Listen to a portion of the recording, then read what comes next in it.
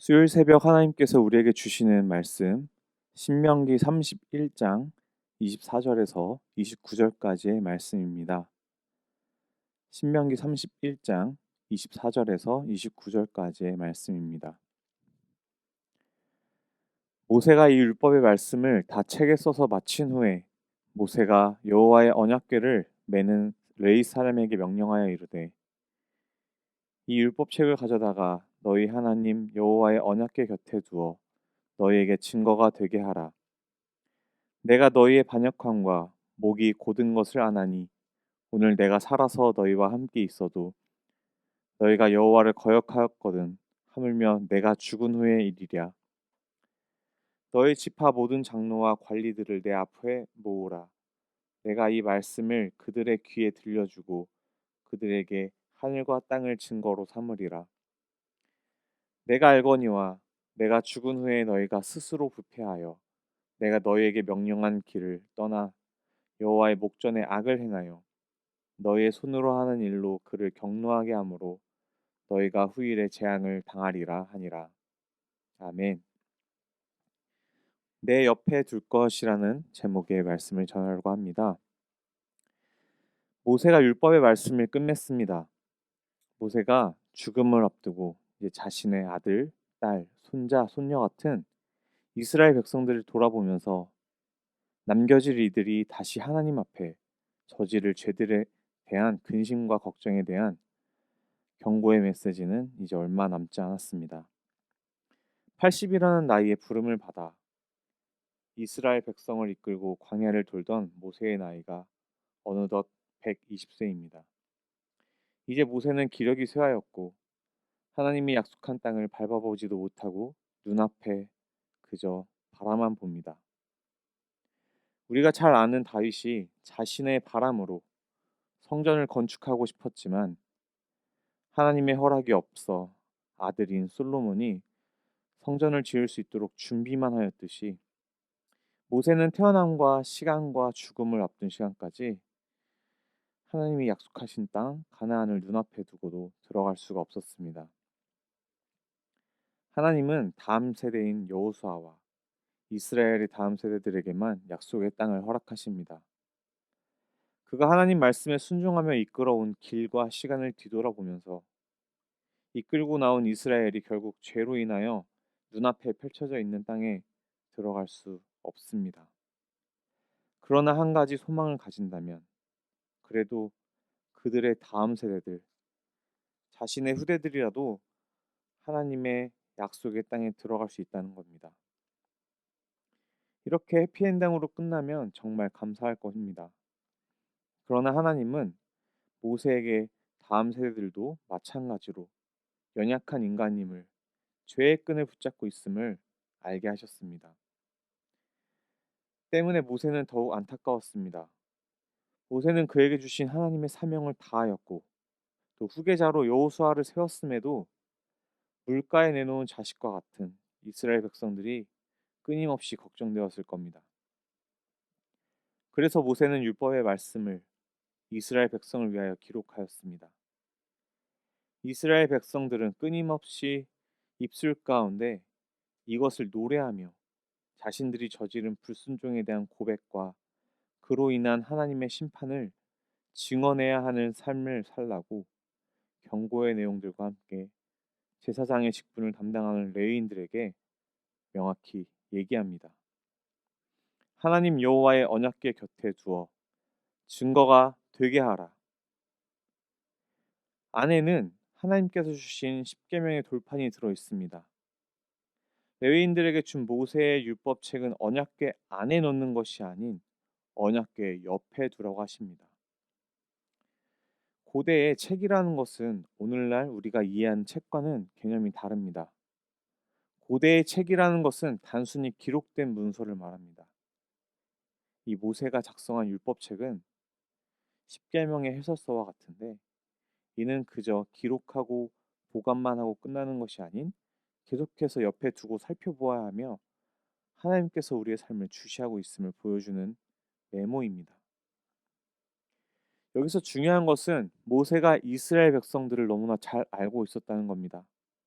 이들이 어떤 사람들인가, 이들이 어떻게 살아갈 것인가, 또 이들이 무엇을 의지하며 살 것인가를 너무나 잘 알았습니다.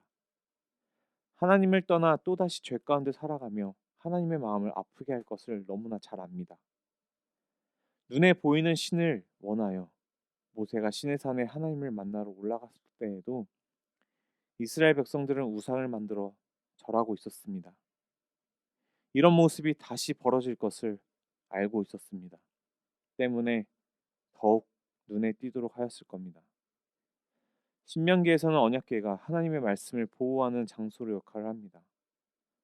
하나님 곁에 모세가 쓴 율법의 말씀을 두므로 백성들은 하나님이 바라보심을 기억하고 삶 속에서 지켜보시는 하나님을 기억해야 합니다.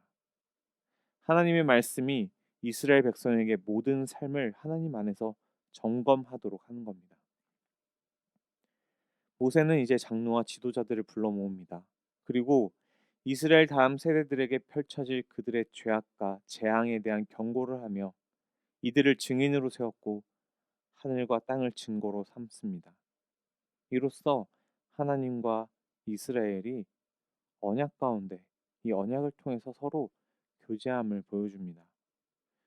율법과 하늘과 땅의 증거라는 것은 우리의 삶 가운데 저질러지는 죄악들에 대하여 어디서나 지켜보시는 하나님, 이 하나님 앞에 숨길 수 없음을 보여줍니다. 오늘을 살아가는 우리에게는 이 모세의 율법책이 없습니다. 구약 시대에는 너무나 중요한 역할을 하며 십계명을 바탕으로 삶의 기준이 되었지만 신약 시대에는 율법을 완성하신 그리스도를 믿음으로 우리의 삶의 증거가 되는 하나님의 말씀인 성경과 내 안에 함께 거하시는 성령님을 기준으로 살아가기 때문입니다. 하나님의 구원의 손길을 직접 경험하며 살아온 이스라엘 백성들의 삶의 모습과 오늘을 살아가는 우리의 모습은 너무나 많은 부분이 닮아 있습니다. 끊임없는 죄악 속에서 우리 자신을 말씀으로 지켜내며 살아가기가 쉽지 않습니다. 그렇게 더욱 말씀을 가까이 두고 더욱 하나님을 생각하며 더욱 하나님 앞에 엎드리셔야만 합니다. 나의 힘으로 이 세상을 살아가기엔 우리는 너무나 나약한 존재들입니다. 눈에서 멀어지면 마음에서 멀어진다는 말이 있습니다. 이와 같이 우리는 하루라도 말씀을 가까이 하지 않으면 우리 마음은 편하고 느슨해지며 육체의 즐거움을 따라 쾌락을 추구하게 됩니다. 매일 아침 눈을 뜰 때부터 저녁에 잠자리에 들 때까지 나는 얼마나 하나님의 말씀을 보며 하나님의 목소리에 귀를 기울이며 하나님의 손길을 느끼며 살아가고 있습니까? 내 옆에 두고 있는 것이 무엇인지 내 주변을 돌아보시길 바랍니다. 지금 이 순간도 하나님은 나를 지켜보십니다. 내가 하는 행동 하나하나가 하나님의 노트에 기록되고 있음을 기억하시며 내 삶의 기준이 되는 하나님의 말씀을 곁에 두시길 기뻐하는 성도님들 되시길 소망합니다. 기도하시겠습니다. 오늘도 살아서 역사하시며 당신의 눈동자로 우리를 지켜봐 주시는 하나님 아버지 감사합니다. 매일 나는 하나님의 곁에 살아가야 하건만 하나님을 생각하지 못하고 말씀을 가까이 하지 못하고 세상에 치여 바쁘게 살아갑니다. 삶이 힘들다는 이유로 정말 이 세상을 지탱하며 살아갈 당신의 말씀을 제대로 보지 못합니다. 하나님, 다시 한번 당신께 엎드리며 나아가오니 내 옆에 계신 주님을 의지하며 주신 말씀을 돌아보며 주님을 기준으로 세상을 살아갈 힘을 허락해 주시옵소서. 모든 말씀 예수님의 이름으로 기도드립니다. 아멘. 우리 함께 기도 제목을 보시면서 기도하시겠습니다. 첫째로 말씀에 대해서 들으신 말씀을 가지고 함께 기도하셨으면 합니다. 내 곁에 내가 세상을 두고 있는지 하나님의 말씀을 두고 있는지 다시 한번 돌아보시며 기도하셨으면 좋겠습니다.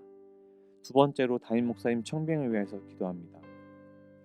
연희교회가 한 몸을 이루는 지체로서 머리 대신 예수님의 말씀과 뜻을 잘 전달할 수 있는 준비된 목회자를 모실 수 있도록 성도들의 영혼을 사랑하고 푸른 초장으로 인도하며 영혼의 생수를 마시며 성장시키는 목회자를 모실 수 있도록 사람의 생각과 방법이 아닌 오직 주님의 뜻과 방법으로 준비된 목회자를 모실 수 있도록 기도하시기 바랍니다.